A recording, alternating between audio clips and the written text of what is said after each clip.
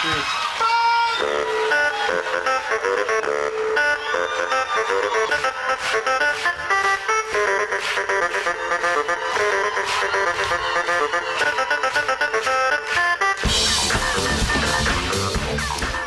Hello and welcome back to SuperCoach Edge as I welcome in my co-pilot Liam as we navigate our way closer and closer towards the start of the season kicking off. How are you going, Liam? I'm well. Excited. Again, just talking about strategy yet again. I love it. And getting closer. Getting closer and closer to the season starting. And I think with that comes more and more changes to my side. Despite there really being no reason to change it, I'm just like, oh, maybe I'll try this time. Yeah, that's what I mean. It's kind of makes no sense at all. No. Like everyone's changing their sides. Yeah. I mean, off the back of limited info that we get, like there's a lot of teams doing little match simulations and stuff, like mini simulations. But even so, it's like you're not there watching the game. You're going off like second or third hand info. And yeah, it's interesting. I don't know. It's such a strange thing. I think it's just the itch you need to scratch in order to like change the team and feel like you're doing something. Yeah. And even I guess like the match sims that they're doing, it's one side being like one whole team being split in two. So it's like they need to fill extra players as midfielders who aren't going to play as midfielders, but we're all jumping on like, oh, this player's going to be a midfielder now because he's in the B side as a mid. Yeah, it's hard to tell. I mean, it's as you said. I think it's just we're itchy. We're itchy to start and itchy to do something and. Yeah. You get it underway where we're like, it's almost like we're willing to get the season off and running. It's like we're making moves. Come on. Yeah, come on. Just start sooner. Yeah.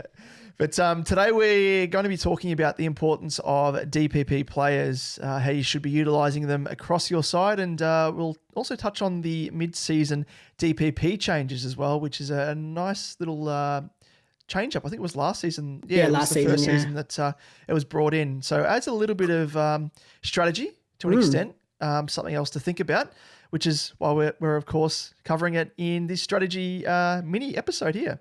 Yeah, and I think that one last year we all thought. I personally think. Well, I know I did. I think I thought it was going to be bigger than it was. I think I thought I was expecting more changes than there were. Or we'd see a few more, and so the strategy would be a bit different. So I think this year probably coming in with slightly different expectations about it, but still excited to see how it shifts players around and how it affects our teams. But I do also think in general the DPP discussion today is going to be a good one for both new super coaches who obviously might not know much about it. Maybe their first season or one of their first seasons, they don't know much about DPP and what we can do, but probably also as a bit of a refresher. And I guess a bit of talk about the strategy and some food for thought so that, for the longer term players who've been around the traps, but they might just, pick up something they hadn't thought about, or it might just make them think of something a bit different as well. And you've kind of alluded to a couple of moves in terms of this DPP strategy over the course of a previous few episodes. So we'll be delving into one such strategy and a few others as well. So keen to get into it. But as you may know, we've been running a competition to celebrate hitting our first milestone of 250 YouTube subscribers. And at the moment, I think as we record this, it's just over 300 subscribers. So it's going gangbusters. So big thank you to everyone that's jumped on board and supported us thus far and, of course, entered the competition. So the competition that we are using to celebrate is... Yeah, so we're giving away a SuperCoach Plus membership for 2023 to one lucky YouTube subscriber. But it's closing soon. On the 19th of February. So do make sure to enter before then to go in the draw to win the SuperCoach Plus membership. But Damon, how can you win? Yes, how can you win? Well, not you, but you, the listener or watcher listener if you're on YouTube. So there's kind of a multitude. We've opened it up. It's multi-pronged. It's almost like growing tentacles. It's like not quite an octopus at this stage or a spider. No. It's just 3 arms now. It was 1, unfortunately. It was only 1 arm, and it's grown to 2, now 3. So what are we on about? Well, we are alluding to the fact that the competition, we have extended it across both this episode as well as the previous 2, where we had you comment below those episodes answering a specific question we posed in each of those episodes. So this does allow people to enter the competition twice, but now If you comment below this episode, it counts as a third entry if you chose to do so. And we do, yeah. So, I mean, obviously, more times you enter, the more chance of winning. It's just numbers, pure numbers, stats, all that sort of stuff. We need an Excel spreadsheet on that one. Yeah, exactly. Numbers, stats. Just imagining like in the Matrix, like, you know, all the numbers that are like scrolling down the screen. So many entrants. Not at this stage just yet, but yeah, I mean, keep entering and it'll grow to that stage. But for this specific episode, all you have to do is comment below this video on YouTube, of course, answering the question as to who you think this year's biggest / highest scoring ruckman will be. Ooh. So that was your idea, Liam, and I really like that because it is a great question. If you don't say so. For obvious reasons, you'd say that. But yeah, it's one of the more contentious parts of the field, which is funny enough to say considering we are coming off years and years of Gaundy, the lock and load. So yeah, put your comments, thoughts down in the comment section below this video. And obviously make sure you've subscribed to our channel to be eligible, of course, to enter the competition. And that's it. Simple, very, very simple. So for those listening to us on a podcast platform, so you're not listening to us on YouTube or watching us on YouTube, make sure to head over to YouTube to subscribe, comment, and answer that question, and you'll be in the running for this awesome prize. Absolutely. And for those that have already signed up to SuperCoach Plus, we'll happily cover your subscription for 2024. So don't fret. We will help you out there. So it's obviously free to enter. So get involved. Competition, as you said, Liam, closes on Sunday, the 19th of Feb. So don't miss out. We'll reach out to the winner that week and announce it across our social channels. So keep an eye out, as well as I think we might even comment below their specific comment on that episode where they've commented. So many uses of the word comment there. I'm so confused. But as we mentioned, this is the halfway point of our milestone. So if we can hit 500 subs by round one, we'll be doing another giveaway that'll be a little bit juicier, I reckon, than this. I mean, it is quite, it was squeeze the juice a little bit with the SuperCoach Plus membership. That's always helpful. But yeah, it's something a little bit juicier on the horizon if we can reach that milestone. I love that we're continuing on with the juicy, analogy, I guess. Just it is my fault. Bit more pulpy there.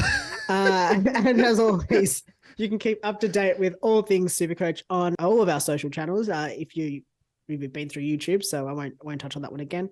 But Twitter at @SuperCoach_Edge, Damon at DamonJ88, myself at Liam Evans @LiamEvans_95, and on Facebook and Instagram and TikTok, search SuperCoach Edge, and you'll find us there. And also, we've kicked off our SuperCoach Edge group. So a big welcome to those that have already joined. I think there was about 50 or 60 people in there already. Yeah. So vying already, getting ready for the season to start. And you can also join if you want. Anyone that hasn't, you should do it. With the code 249149. I'll say that again so that we don't confuse people. 249149. And yeah, you can join in the SuperCoach Edge Cup group. Absolutely, and we'll be announcing maybe a little bit of a prize for the person that takes out that group. Because the more people in it, I guess the more competition and the harder it is to win. So we have to reward that person that wins, even though it's going to be maybe me. I didn't come anywhere close to winning it last year, but I'll say, or maybe you, Liam. No, actually, it would be you because you're winning the whole competition. Yeah, exactly. That's what's happening. Just so you all know, everyone should just delete their teams because I'm winning. Yeah, considering how much bad luck you had last season, you're going to have a truckload of good luck this season. Everyone deletes their team. There's no teams there except for mine. I just win by default. That's my plan. Smart. That's like the bloke with the thinking meme. Exactly. Yes, good thinking. Good thinking. Tapping to your hat as well. Like, see, you're the top 1,011. Just cross out the 011 and it's going to be top one. So top one. I don't know why you'd be top one because there's only one place to be top. Anyway, let's get into the episode. Proper enough stuffing around. It's time to talk all things DPP. We'll do it live. Fuck it. I'll write it and we'll do it live. Yes, let's kick off and let's maybe start just with just get everyone up to speed for new listeners or for new super coaches about what DPP actually means. And DPP stands for dual position players. So every player obviously is assigned at least one position in SuperCoach, but some are assigned two, and they could be used the position that they can be used in on your SuperCoach field. So obviously is the defender, a forward, a ruck, or a midfielder. And that's generally based on their role from the year prior. For rookies, it's a little bit more, what's the word? Like you might not find them actually playing in that role. And so that's where we'll see changes coming in later, but we'll chat about that a little bit later. So most players are probably given one position, but some players are given two positions. So an example of that is Darcy Cameron. He's a ruck forward, so he can be played in SuperCoach in both the ruck line and the forward line. Dunkley, another example, forward mid. Harry Himmelberg, he's a forward and a defender, so it gives you that flexibility. Just going through in terms of the benefits of this, well, a player with DPP is more valuable as they can be used to help cover multiple positions. So, for example, using Darcy Cameron again as an example, in your forward line, if one of your rucks are injured, you can use the little S to swap him into the rucks if you have another ruck forward, such as Madden, who's a popular choice at the moment, and we'll be sort of delving into a little bit further down the track. Or you can trade in a forward for a ruck and move Darcy Cameron into the ruck line, which that point there, I think there's a lot of people that don't realize you can do that, where you're in the trade window and there's a little S next to the player's name where you can swap him into the player that into the position of the player you're trading out, and then you can trade into that position that you have swapped them for. So yeah, it's very confusing, but give it a little. Actually, no, you can't test it out now, can you? No, not right now. Yeah, not until. Yeah, but maybe you can even test it out, and then is the benefit there where you can just reverse trades and stuff. So maybe give it a go after round one, get a little bit of a tester, and then reverse trade that, so you can see what we mean. It's also quite fun if you have a lot of DPP because you can trade like a forward to a defender by swapping players around, all that kind of stuff. So it creates a bit of flexibility in your side. So obviously, with that in mind, I think you want to try and cover at least a couple of DPP across each line, but you want to make sure that you don't have like that they can be swapped, because there's no point having a forward line full of deep mid forwards or mid or forward defenders or forward rucks, and then you can't actually swap them. I mean, it kind of defeats the purpose. And that's good for when you do have the inevitable, injury, suspension, or a player being dropped. It just makes it easy to swing them around and give you some cover. And that's going to be especially useful during the buys when, there's a lot of players missing. Yep, absolutely. So now that we've covered the basics of DPP, let's chat about some strategies you could use this year. So, what DPP strategies could you be considering? Well, through our past few episodes, we've discussed a few strategies and alluded to a few, like we mentioned from the top. But now we'll touch on a few examples of tactics that you could consider. Yeah, and I'm going to kick off with this one. And it's one that I think we've touched on quite a bit, but I don't know whether I want to go into it in a bit more detail, I guess. And it is the Darcy Cameron pick. I think we've spoken about him. A lot of people looking at him as a forward, obviously, because you generally your rucks are a really valuable line. It's generally a relatively high scoring line, so you want to maximize the number of rucks. You want to. It's like the mids. You don't want to have too many mid forwards in your midfield or too many mid defenders in your midfield. You want to have it sort of filled mainly with pure mids, because that's the role they play. Because that's the most valuable position. And I guess rucks are kind of similar. Rucks can be a pretty well scoring position on the field. So when you have a player like Darcy Cameron, who's a ruck forward, you want to play him in the forward line because forward's a bit more variable. So you want to play that, he's playing as a ruck, but you can have him as a forward. It makes more sense. But I guess, and that's what I think a lot of people are doing. But I think something that we've alluded to is playing him from the start of the season as a ruck. So having him as probably your R2. I'd hope he would be your R2, not your R1. But that's what I currently am doing. I think we might do a team reveal maybe in the next episode, so we'll get to see it in a bit more detail.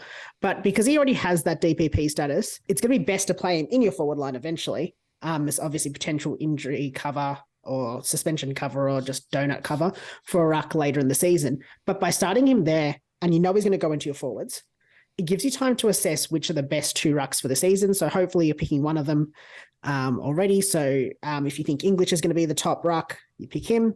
If you think Marshall is going to be the top ruck, you pick him. Or if you think, maybe you also think English is going to finish the top ruck, but you think that he's going to drop in price, that's another option. Yeah. But you start Cameron as your R2, And then you get a little bit of time, you get a little bit more exposed form, you get to see what's happening in the ruck line. Just because I think it's going to be much more volatile this year than we're used to. And then it's not, as we said, with Gawn and Grundy in the same team, it's changing our traditional Gaundy set and forget, I guess. And then so eventually you figure out who you think the next best ruck will be. You trade them in, but you shift Cameron forward. So you might trade out a forward rookie, upgrade a forward rookie to a ruck, and then you shift Darcy Cameron forward for that chosen ruck. Another reason that I do think that Darcy Cameron's going to be a really important player this year. Actually, before I do that, Damon, what are your thoughts on that in general? Yeah, I think it makes a lot of sense. And you kind of opened my eyes up to it, I must admit, when you alluded to it first off a few episodes back, because I initially had Darcy Cameron in my forward line and I'm like, oh, it's kind of a waste to have him in the rucks. And then when you kind of touched on it, and I was like, well, that makes so much more sense because I was stuck in the mindset of like, okay, well, English and Marshall look to be, from at this point anyway, potentially the top 2 scoring rucks come the end of the year. But I know there's question marks obviously over Marshall with, his obvious role. It's shot up a bit now with the fact that he looks to be the outright ruck and there's a few tall forwards that have gone down, which they need to replace him with, which makes him more valuable in the ruck. And then there's English as well, who has question marks over him in terms of his fitness, had another niggle over the past couple of weeks. So I was thinking about that and I'm like, okay, well, maybe it's smart to only start with one of those 2 guys and then, like you suggested, have Darcy Cameron in the ruck.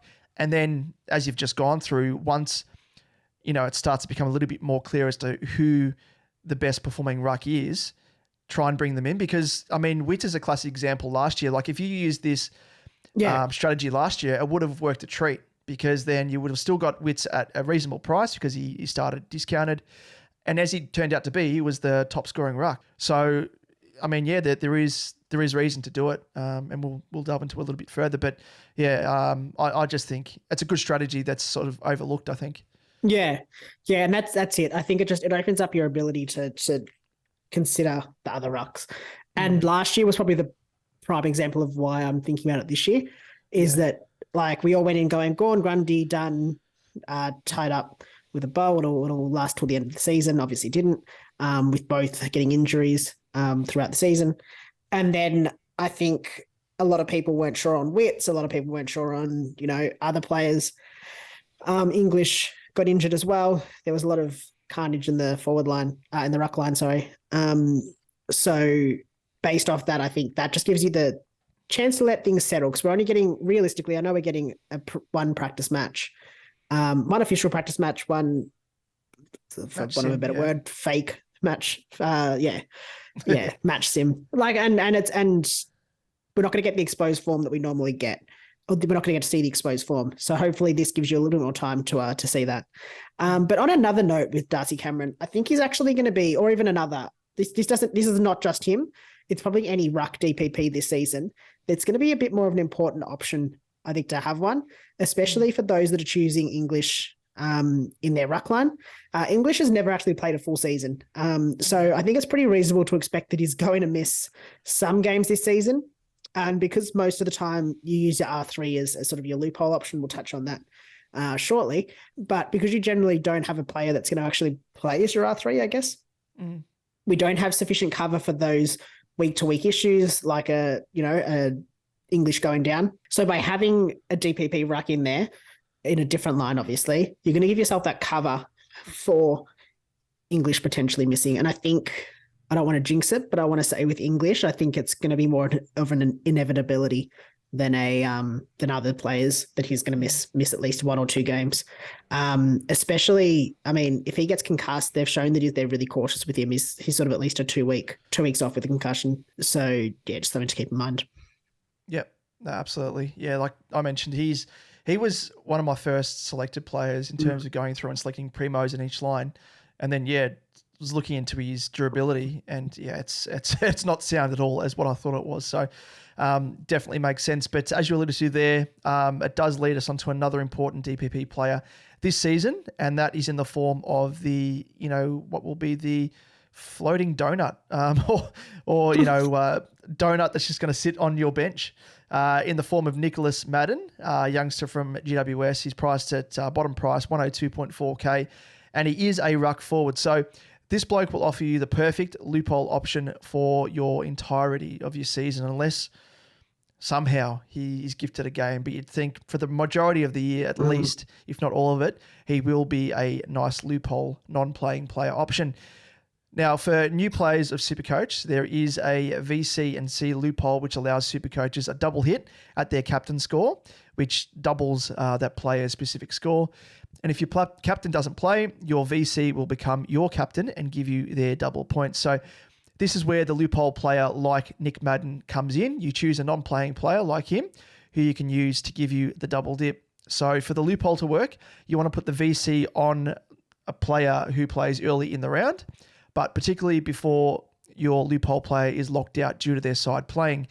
And if your VC scores well, so generally we do say around about 120 plus type score, then you put your loophole player on field and put the C on them in order to lock in that VC score virtually as your captain score. So like the double point score.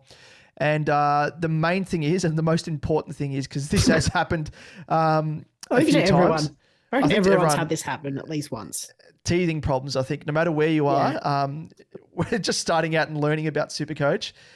Just make sure you put the emergency on the player who you're taking off for your loophole player. So, for example, if you were going to, put Nick Madden, for example, on field from R3, and you were going to bench, say, Marshall, make sure you put your emergency on Marshall in order to loop his score on field for Nick Madden, who's not going to play.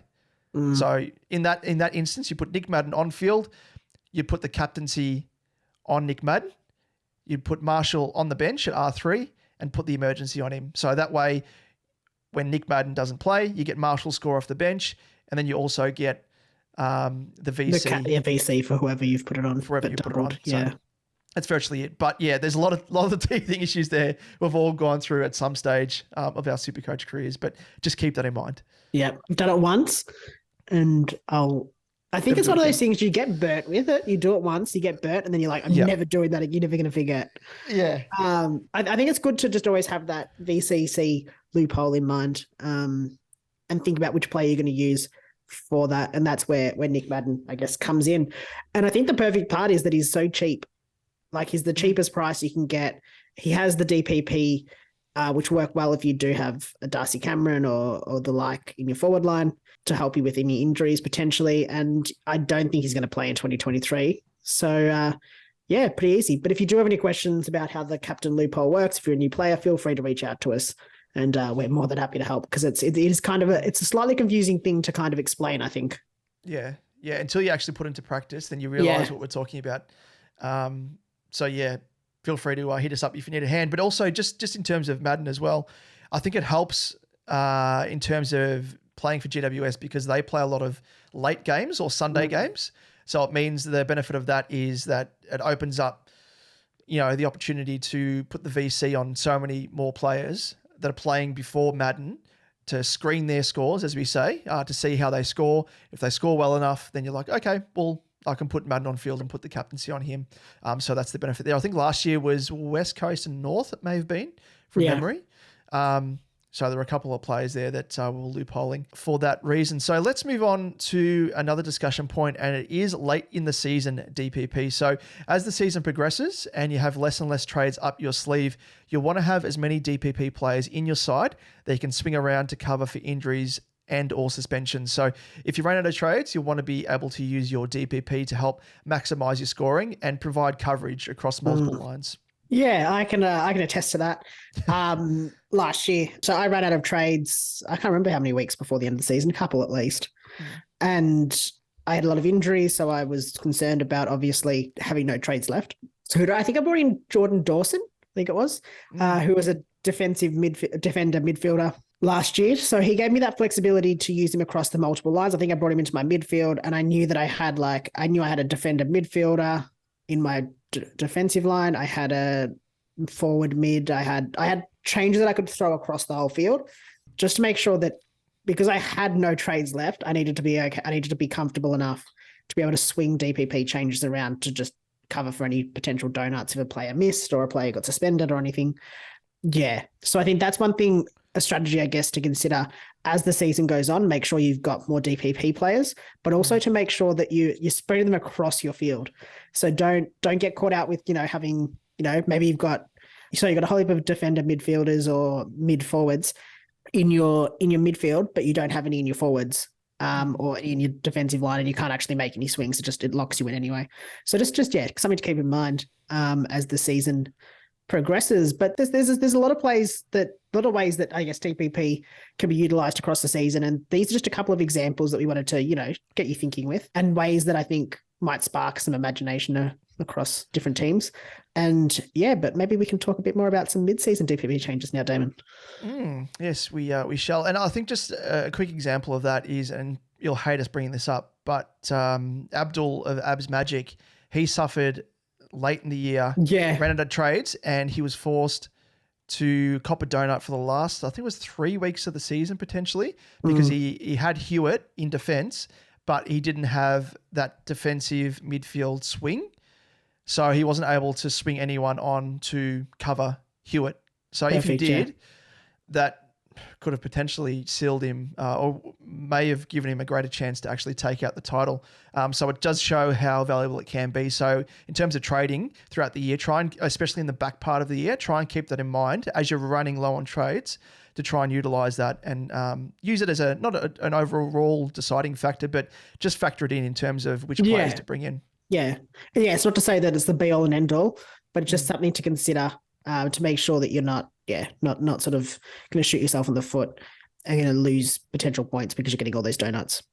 Yep, very nice. Well, let's move into that mid-season DPP changes discussion point. So last season, SuperCoach brought in mid-season DPP changes. So that means that if a player who only has one position plays enough in another position that doesn't match their existing role that they started with, they'll be given DPP status. So for instance, last season, Bontempelli started the season as a mid-only player, but by the end of the season, he was given that forward status. So he was a mid-forward eligible player. And mid-season DPP changes do happen at different stages of the season. So they first happen in round 6, round 12, and then round 18.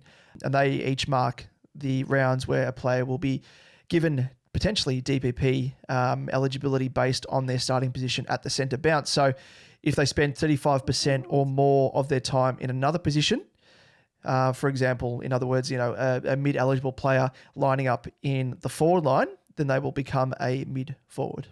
Yeah, and then on that as well, it's at the conclusion of round 6. So round 7 will be the first round of DPP changes, if that makes sense, yeah.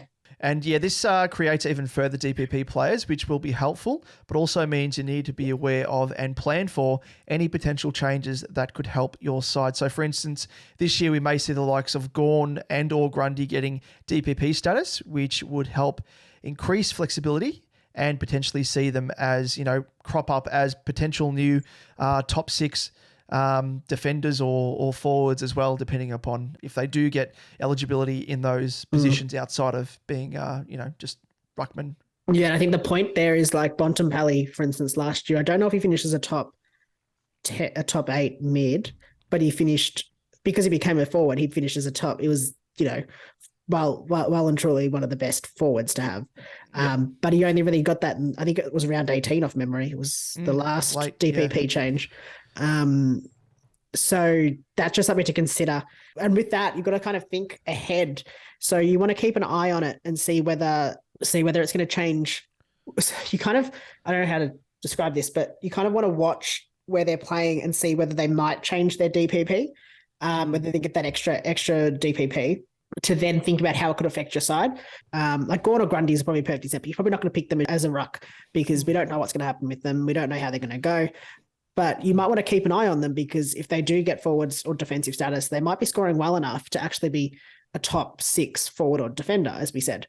And so it might be worth keeping an eye on them. It's like the Bontempelli. The Bontempelli example is the perfect one, is that he actually, I think, bottomed out in price, or was about to bottom out in price before he was going to get his DPP change. So I remember there was some questions about, do you bring him in early, risk him not getting his DPP, but then have him because he's at the bottom price? And we obviously got his DPP. It was fine. I think it was pretty low risk in him not getting that DPP. So it's just one thing to, I guess, consider is watching their price changes and whether or not they're going to get that DPP change as well. So it's just another added element, I guess, that we need to be thinking about from round to round. It's probably going to affect players that go from mid eligibility to forward or defensive eligibility. They're probably not scoring well enough to be a top 10 mid, but they might be scoring well enough to be a top 8 or forward or defender. So it's probably going to affect them the most. So you might find like a Travis Boak or an Andy McGrath who are both mid eligible. They might get defensive or forward eligibility. That gives them that little bit that their scoring is going to be good enough to put them into the top players for that position. And you just need to be mindful, I guess, of when you're bringing them in. You probably don't want to bring them in too early just in case they don't get it. But you also want to be mindful that you don't necessarily want to wait too long and wait till the change happens because their price might have skyrocketed by then. So it's a balancing act is what I'm trying to say. A little bit of a gamble, but yeah, it's a calculated gamble. Because I think, I'm not sure if they make that data accessible. I think it was through the official Herald Sun AFL SuperCoach avenues. They were kind of hinting as to whether or not a player was going or tracking towards becoming a DPP eligible player. So we'll obviously try and keep people abreast of that as well throughout the season. But yeah, definitely like keep it in mind if it's tracking towards, I think it was looking quite favorable for Bont. There was one stage there where he almost had to play, I think it was like the round before he was going to be eligible. In order to make himself ineligible for the DPP, he had to play, it was like 99% in the mids or something to miss out on forward eligibility. So it's like, okay, well, if that's the case, and I can't recall, if he was more favorable price, but, if he was cheaper and he was looking to go up, 50K or thereabouts as an example, you'd lock him in because it's almost 100% that he's going to get that DPP forward eligibility, and then you trade him in and then keep that in mind with future trades. Like, okay, well, I can swing Bont forward. That takes up a primo spot that I was initially, hoping to bring, like a Rosie or a Butters or someone that you don't have that started out as a forward or had DPP forward eligibility. So yeah, it's sort of just something to keep in mind strategically. Yeah, and I guess the opposite to that was Baslenka. I think he was I think he had to spend 1 minute in the forward line in a game to it was 1% of time, and he was going to tick over as well, but he didn't play, so he didn't get it. So obviously you weren't going to trade him in, but I think there was talks about him as well. Should we trade him in early? Because it was going to work nice. I can't remember why, but there was the benefit to trading him in early. And then that was the risk that I think could have happened, is that he got injured or he got suspended. I can't remember what it was at that stage. And he missed, and he didn't get to take that. He didn't get his forward eligibility basically. So yeah, something to consider. But I guess just gone through and had a very, very quick look. And these are some players that we could be watching early as to whether they get some DPP changes. And that is Nick Dacos, potentially as a midfielder, getting bid eligibility. Brodie Grundy and Max Gawn. Just depends what they do. We don't know. They could get forward. They could get defensive. Wouldn't it be funny? I don't know how this would work. And a lot of people, I haven't seen anyone mention this, but it's well known that Grundy almost plays like an extra midfielder. Imagine if they have Gawn in the ruck and Grundy as a ruck rover. Yeah. Well, if he lines up on a wing or something, even that would get him. That would get him eligibility as a mid, because who's currently Blixarves is mid ruck. Yeah, that's true. Yeah. Yep. So it could happen. It could happen. Even if they started them sort of at the back end of the wings to run behind the ball, because I know Melbourne tended to like that extra in defence. So it could be interesting. It could actually be something we see potentially. Yeah, some others could be Travis Boak, forward potentially, Angus Brayshaw potentially getting some mid eligibility, and Jaden Short maybe some defensive eligibility considering he is a mid. Never again. Don't do it to me. Every year, I feel like the last 2 years we were like, nah, we're not picking Short, and then he just seduced us. And then last year it was year we were like, nah, we're not doing it. We're not doing it. And then he got us again. But no, never again. Even if he's a defender, I'm not getting him. Yeah. At least it helps now that he's not selectable as a defender yet. Just to abolish that potential of us being seduced for a third time and selecting him. So thank God, like it's taken it out of our hands. But him, like another one is Crisp. Never again. Yeah, exactly. But yeah, we'll keep you up to date, or we'll do our best throughout the season. Obviously, when the DPP changes do get released, we'll be sharing that and letting you know. But we'll try and keep up to date about any potential changes before they happen. So make sure to be following us on our socials and listening to the weekly potty where we can try and help you through with that. Very nice. Well, Liam, that rounds us out for the third episode of our strategy series, and hopefully it's given you, the kind folk of the SuperCoach Edge community, some food for thought on all things DPP. Now, Liam, what do we have on the horizon for our next episode? I have a feeling it's something a little bit juicier. I'm trying to think of another word. Tantalizing. Pulpier, if you will. Yeah, exactly. Just straight to the point. Pulpier. That's a good thing. If you don't know. It's a good thing. Yeah, go back and listen to the previous episode. You'll find out that pulp is a very good thing. Yeah. Yes, it is a little bit juicier. Next up, we'll be doing a bit of a team reveal. Yay! Which is probably very early. So just keep in mind that it's probably going to change a little bit. But I think the general structures will probably stay pretty similar for both of our sides. And I'm excited. I don't think we've seen each other's side yet. No, we've kind of said, oh yeah, I'm thinking of that player. Like, we've been gathering it in full. Family dinners and stuff, and we've had a brief chat about it and whatnot. But we haven't seen each other's team in full, so it'll be as much a surprise for all of you as it is for me. Yeah, exactly, and it's probably a good time to do it as well. I mean, first off, we're like heading into the match intra clubs or match sims, whatever you want to call it. So it's kind of our last team structure before we start, I guess, factoring in exposed form that we'll see, as limited as it is. But also there's been so many other different content creators out there that have been doing 10 reveals, like multiple ones.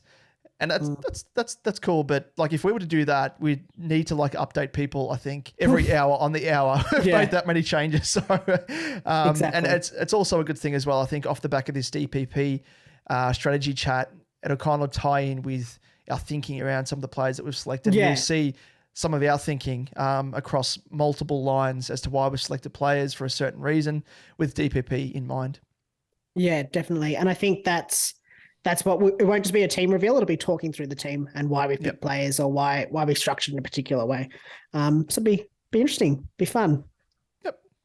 Very nice. Well, as always, if you're keen to join in the discussion, we encourage you to do so by commenting below this video if you're watching us on YouTube, and don't forget to subscribe to our channel, of course, and catapult us towards that 500 mark before round one. Or alternatively, you can shoot us your comments and questions via... Yes, on Twitter. You can get in touch with us at @supercoach_edge. You can annoy Damon at DamoJ88. You can annoy myself at LiamEvans_95. We love hearing anything team related, or just people wanting to ask questions about teams or talk SuperCoach. So when I say annoy, I'm just being facetious. Yeah, exactly. You're not going to it's annoy impossible. us. Anything relating to SuperCoach is not annoying. Yeah. Annoying is like when you receive a phone call from your other half, from your wife, mid-podcast, which may or may not have happened. She knows that I'm recording. Please don't listen to this, and please don't put me in the doghouse. Oh, no. Okay, moving on quickly. Thank God that's the end of the episode, because I can give her a call back in a second. All right, let's speed through on Facebook, Insta, and TikTok. Search SuperCoach Edge, and you'll find us there. Yep, and just quickly as well, before I give my wife my good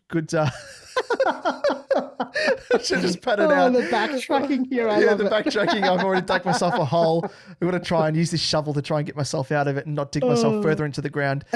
Before I give my my gorgeous, amazing wife a call back.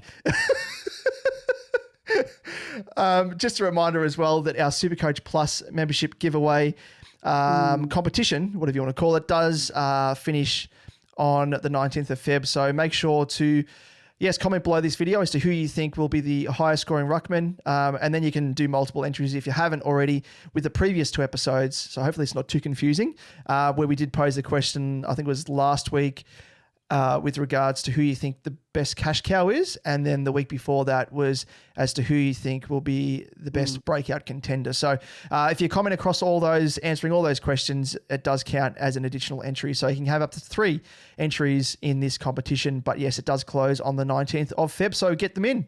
But Liam, let's close it off because I need to give that amazing wife another call. So until next week, we'll catch you at the same time, same place, if I haven't been killed. So see you then. See you guys.